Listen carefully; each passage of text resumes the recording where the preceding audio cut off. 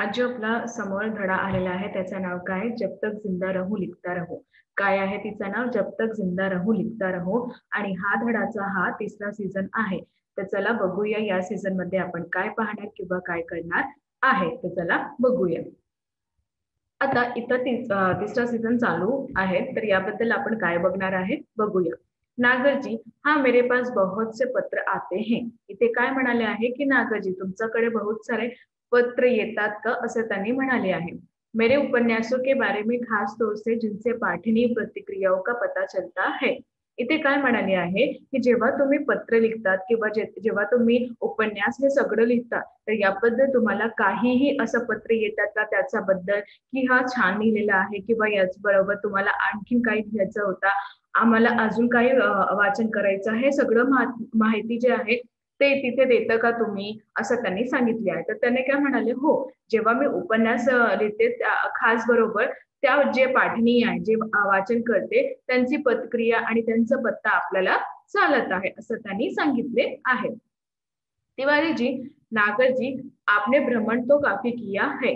इथे काय म्हणाली आहे की तिवारीजीने नागरजीला प्रश्न काय विचारले की तुम्ही भ्रमण खूपच केले आहे. भ्रमण म्हणजे फिरत. इथे तिथे फिरताना त्यांना म्हणतात आपण काय म्हणतात त्यांना भ्रमण असंही म्हणतात. तर त्याने त्याला प्रश्न विचारले की तुम्ही भ्रमण केलेले आहेत का? काफी भ्रमण केलेले आहेत का तुम्ही? असं त्यांनी प्रश्न विचारले. बघा नागरजी, हां, पुरे अखंड भारत वर्ष का. त्यांनी काय म्हणाले की हो पूर्व सगळं अखंड भारत वर्षा आम्ही भ्रमण केलेले आहे असं त्यांनी सांगितले आहे.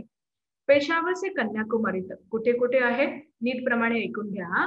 पेशावर से कन्याकुमारी तक, पेशावर इथून कन्याकुमारी तक इथे मी चाललेला आहे. आणि बंगाल से काश्मीर तक, आणि कुठे अजून बंगाल यातून काश्मीर तक, कुठे बंगाल यातून काश्मीर तक यापर्यंत मी फिरत फिरतलेला आहे. इन यात्रा को यह लाभ हुआ की मैंने, या यात्रा जो मी केलेले आहेत, ये फिरत यात्रा जे मी केलेले आहेत त्यांचा मला लाभ पण खूप झालेला आहे. कोणता लाभ आहे बघूया.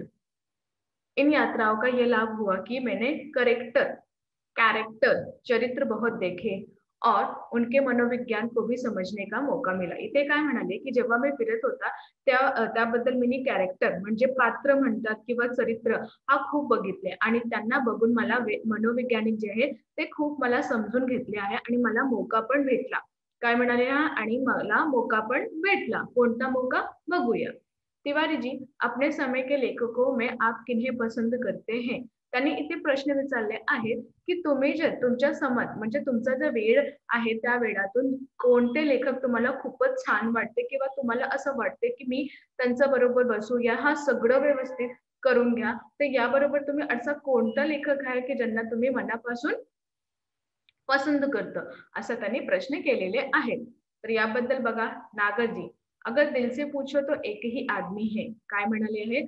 आता तुम्ही खूपच आनंदी होऊन मला दिल म्हणजे हृदयातून तुम्ही विचारत आहे, तर माझ्याजवळ एकच आदमी आहे किंवा एकच माणूस आहे. तर कोण आहे ते बघूया.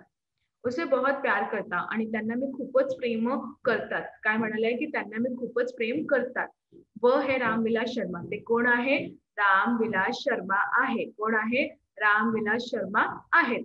प्रभात कुमार मुखोपाध्याय का संग्रह देसी और विलायती. इथे काय म्हणाले आहे? प्रभात कुमार. काय म्हणाले नीट प्रमाणे ऐकून घ्या. जे नाव घेत आहे मी नीट प्रमाणे ऐकून घ्या, कारण की हे तुमचं प्रश्न किंवा उत्तराबरोबर येणार आहे. बघा नाम बघा, प्रभात कुमार मुखोपाध्याय का संग्रह देसी और विलायती. काय म्हणाले आहे? प्रभात कुमार मुखोपाध्याय का संग्रह देसी किंवा विलायती. अगर मिल जाए तो फिर पढ़ना चाहूंगा. अगर नंतर हे मला भेटणार आहे तर मी परत यांना अभ्यास किंवा वाचन करणार आहे. त्यांनी काय सांगितले आहे की हे जे बुक आहे, हे जे संग्रह आहे देशी किंवा विलायती, हा मला पुन्हा भेटणार तर मी पुन्हा यांचा वाचन करणार आहे असं त्यांनी सांगितले आहे. बदलते हुए भारतीय समाज. काय म्हणाले आहे? जे बदलत आहे त्यांची भारतीय जे समाजची उत्पत्ती केलेली आहे ते कसं प्रमाणे केलेले आहे बघूया. बघा के सुंदर चित्र आहे. बदलते हुए भारत समाज की हे सुंदर चित्र आहे. जे बदलत आहे भारत समाज त्यांचा हा सुंदर चित्र इथे दिलेले आहे. उसकी कहानियां में टॉल्स नीट प्रमाणे ऐकून घ्या. टॉल्स्टॉय और चेखव की रचनाएं भी मुझे प्रिय है.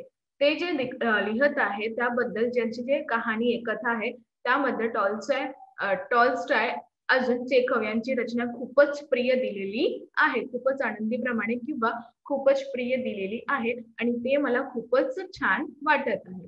तिवारी जी, आपने तो पत्र को भी बहुत संकलन किया है. इथे काय म्हणाले की तुम्ही हा जे पत्र तुम्हाला भेटलेले आहे त्याबद्दल तुम्ही खूपच संकलन केलेले आहे. नागर जी, हाँ बहुत. त्याने काय म्हणलं, हा खूपच. पत्रों का संग्रह भी काफी है आणि हा जे पत्र आहे त्यांचा संग्रह भी खूपच आहे. लेकिन वह व्यवस्थित नहीं, परंतु ते व्यवस्थित नाही आहे. काय म्हणाले, परंतु ते व्यवस्थित नाही आहे. मैंने प्रत्येक जाती के रीतिरिवाज भी इकट्ठे किए हैं. आणि ते काय म्हणाले की जेव्हा मी फिरत असतात त्याबद्दल मी हे पाहिले आहे की त्यांचं जाती किंवा त्यांचं रीतिरिवाज हा सगळं मी इकट्ठे घेऊन केलेले आहेत. इसके लिए घूमना बहुत पड़ा है आणि त्यासाठी मला खूपच फिरत लावत आहे. कारण की जेव्हा हे फिरत आहे त्यांच्याबद्दल हा जाणून घेतात की तिथे त्यांच्या जातीबद्दल किंवा त्यांच्या धर्मबद्दल काय करणार आहे किंवा हे लोक काय करतात आपल्या धर्मबद्दल. तर हा सगळं जे पाहून घेताना तर कुठून भेटतात आहे त्यांना, जेव्हाही फिरत आहे, जेव्हाही फिरत आहे तेव्हाही यांना हा सगळं व्यवस्थित किंवा नीटप्रमाणे मिळून जाते आहे. बडे बूढ़ों से सुनकर भी बहुत कुछ प्राप्त किया है. आणि ते काय म्हणाले की जे आपले मोठे आहे, जे आपल्या आजी आजोबा हे सगळं आहे त्यातून पण आपल्याला खूपच शिक्षा भेटत आहे. त्याबद्दलही ते आपल्याला काही कथा सुनवतात आणि काही कथा आपण ऐकतात त्यांच्याबद्दल. तर याप्रमाणे हा सगळं जे आहे ना मला ऐकल्याबद्दल खूपच छान प्रमाणे मी ऐकत आहे. गदर के फूल आणि काय म्हणाले आहे नीटप्रमाणे ऐकून घ्या. गदर यांचा फूल के लिए मुझे बहुत लोगों से मिलना जुलना पड़ा. गदर हा फूल बद्दल मला खूपच लोकांसाठी मिलून किंवा जुळून जाणार आहे. तिवारी जी, आपने अपने उपन्यास के लिए फील्ड वर्क बहुत किया है. त्यांनी काय म्हणाले की तुम्ही तुमच्या जे उपन्यासासाठी खूपच फील्ड वर्क केलेलं आहे. फील्ड वर्क मधले इथे तिथे फिरतात आहे किंवा लोकांची बोलायचे, लोकांचं बातमी करायचे की हे सगळे कसं करणार, हा सगळं कसा प्रमाणे होणार. तर हा सगळं तुम्हाला कुठून भेटणार आहे, जेव्हा तुम्ही फील्डवर्क असंही केलेले जात आहे. तर याबद्दल त्यांनी असं सांगितले आहे की तुम्ही आपल्या उपन्यासासाठी खूपच फील्ड वर्क केलेले आहेत. नागरजी, हा बहुत करना पडा. त्यांनी उत्तर पण तसेच दिले जसं मी तुम्हाला सांगितले आहे की हो, मला खूपच केलेले आहेत, मी खूपच केलेले आहेत. तुम्हाला कळत आहे की नाही, नीटप्रमाणे ऐकून घ्या. जेव्हा तुम्हाला कळणार तेव्हाही हे सगळं येणार. तर तुम्ही नीटप्रमाणे ऐकून घ्या. हो, बघा. नाचो बहुत गोपाल के लिए सफाई कर्मियों की बस्तियां में जाना पड़ा. काय म्हणाले आहे की नाचो यांचा गोपालसाठी आपल्याला खूपच सफाई कर्मिया या बस्तीला जाणे होता.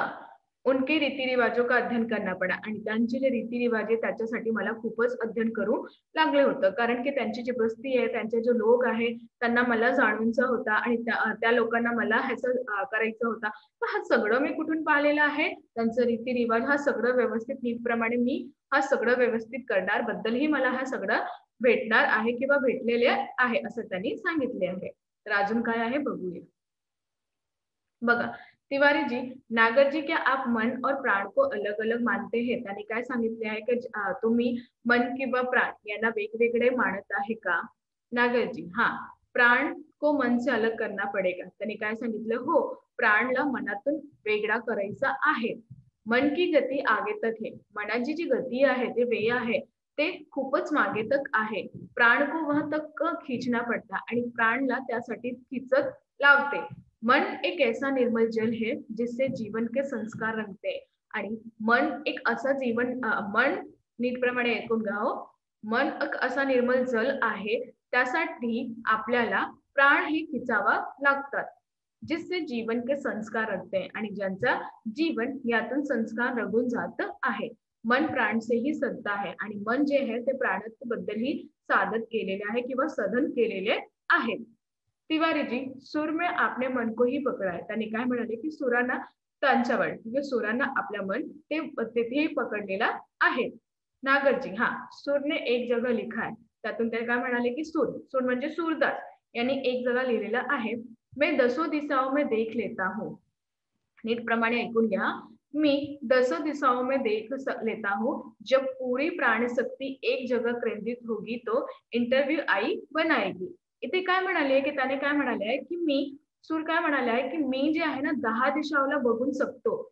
जर पुरी प्राणशक्ती जेव्हा मी पुरी प्राणशक्ती एका जागावर केंद्रित होणार, तेव्हा ही इंट्युटिव्ह आई बनाएगी. तर यामध्ये त्याने काय म्हणाले आहे, की जेव्हा मी एकच प्राणी किंवा एकच प्राणशक्तीचं सगळीकडे पाहणार आहे, तेव्हा जे माझे कार्य हे लवकर होऊन जाणार आहे. कारण की आपल्या जी शक्ती आहे, आपलं जे बल आहे ते एका निशाणावर लावणार आहे आणि आपल्या जर मनात विचार गुंतते ते नाही होणार. त्याबद्दलही त्यांनी असे सांगितले आहे. कळतं की नाही तुम्हाला? लवकरच लवकर सांगा. कळतं. छान. अजून बघूया. तिवारी जी, नागर जी, हम लोगों ने आपका बहुत समय लिया. त्यांनी काय म्हणाले, की नागर जी, आम्ही लोकांना तुमचा खूपच समय घेतलेला आहे. बल्कि उसकी उम्र और स्वास्थ्य का भी लिहाज नहीं किया. आणि काय म्हणाले, की तुमच्या जी उम्र आहे, तुमचं जे वय आहे आणि तुमचं जे स्वास्थ्य आहे, त्यांचा पण आपण लिहाज नाही केलेले आहेत आणि त्यासाठी आम्ही खूपच तुमचा आभारी आहे. किंवा ते म्हणत आहे, की आमचं जे भूल झालेली आहे, त्याचं चूक आमच्या माफ करा. कारण की तुमचं वयस्क खूपच झालेलं आहे आणि तुम्हाला मी इतकं प्रश्न विचारले आहे, की त्यासाठी मला आता असं वाटते, की हे चांगलं नाही केले. कारण की हा जे लेखक आहे ते खूपच महत्त्वाचं आहे. त्यांनी आपली पूर्ण जीवनगाथा त्यांनी सांगितलेली आहे आणि कथा ते लिहिताना कुठे-कुठे फिरत आहे किंवा कोणत्या-कोणत्या जातीबद्दल त्यांनी सांगितले आहे, कोणत्या धर्माबद्दल त्यांनी सांगितले आहे. ते फिरता-फिरता त्यांच्या जीवनात असं केलेलं आहे, की खूपच असं गोष्टी आहे, की जे आपल्याला जाणून शकतं. तर याप्रमाणे तिने सांगितले, की तुमचं जे वेळ आहे आम्ही खूपच घेतलेले आहे. तर त्यांनी काय सांगितले आहे बघूया.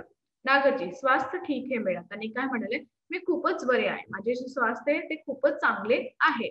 पत्नी की मृत्यू के बाद एक टूटन आ गई थी. आणि जेव्हा माझी पत्नी यांची मृत्यू झालेली होती, त्याबद्दल मला काही असं फरक पडत होते. टूटन म्हणजे मी तुटून गेला होता. म्हणजे मला काय करायचं हे मला समजत नाही होता. जेव्हा त्यांची बायको वारली होती. लेकिन फिर मैंने सोचा कि लिखने के सिवा और चारा क्या है. एवढ्यात त्यांनी काय म्हणाले आहेत, की जेव्हा मला असं वाटले, की माझ्या जीवनात काही राहिले नाही जेव्हा माझी बायको गेली होती, तर मला असं वाटले आता मी काय करणार? लिहायचं आहे आणि तीच माझी त्याच्याशिवाय माझ्या काहीही चारा नाहीये. त्याच्याबद्दल मला काहीही कार्य करता येत नाहीये. त्याबद्दलही मी लिहून अजून सुरुवात केली, असं त्यांनी सांगितले आहे.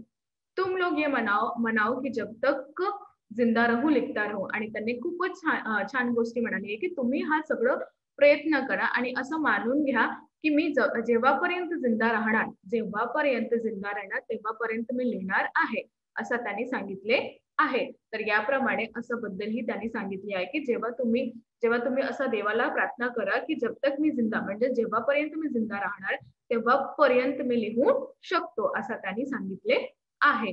कळतं की नाही तुम्हाला? हो. तर अजून बघूया. चला. तर हा आपल्या धड्याचा अंतिम होता. तर याबद्दल आपण काय पाहिले, की याबद्दल आपण पाहिले, की आपली जी इच्छा आहे ना, ते आपल्याला सतत करायचं. तुम्हाला काय बनायचंय, काय नाही बनायचं हे तुमच्यावर आहे. परंतु त्यांचा लाभ कसा करायचा किंवा त्याच्यासाठी आपल्याला मेहनत किती आहे, ते पण आपल्याला बघायचं. असं नाही, की आपण असं केले, की नाही मला डॉक्टर बनायचं, मला हे बनायचं, मला हे बनायचं. परंतु जेव्हा आपल्या जवळ किंवा आपल्या समोर हा सगळं व्यवस्थित परिस्थिती येतात, की आपल्याला इतकं अभ्यास करायचा आहे, किंतु आपल्याला इथे जायचं आहे, त्यासाठी राहतात. तर जे विद्यार्थी ते कसं करतात, मी नाही जाणार, माझे मित्र बघा ते हे वाचन करते, त्याच्यासाठी ते कुठून नाही जातात. हे नाही, तुमचा मार्ग जे वेगळा आहे आणि तुमच्या मित्रीचा मार्ग जे ना वेगळा आहे. तर त्याबद्दल तुम्ही जे पाहणार आहे किंवा तुम्ही जे आपल्यासाठी ते बनवणार आहे, ते तुमच्यावर आहे. तुमचे जे वडील किंवा तुमची जे आई आहे, ते सगळं तुमचं मदत करत आहे. परंतु तुम्ही त्या मदताचा अर्थ घेत आहे का? नाही. जसं हा लेखक आहे, त्यांनी कुठे-कुठे फिरत त्यांचा मार्ग शोधून केले आणि त्याच्यासाठी त्यांना कुठे-कुठे जायचं होतं. त्यांचं वय झालेलं आहे, परंतु त्यांनी साक्षात्कार छान प्रमाणे इतकं छान प्रमाणे दिलेले आहे, की त्यांना बघून मला असं वाटलं, की आपल्याला काहीतरी बनायचं आहे. तर याबद्दल मी तुम्हाला सांगणार आहे, की तुम्हाला जे करायचं करा. परंतु त्या मार्गाचा शोधून घ्या आणि कुठेही कोणत्याही परिस्थितीला मागे नको या त्यांचा सामना करा. कळलं? हो. धन्यवाद.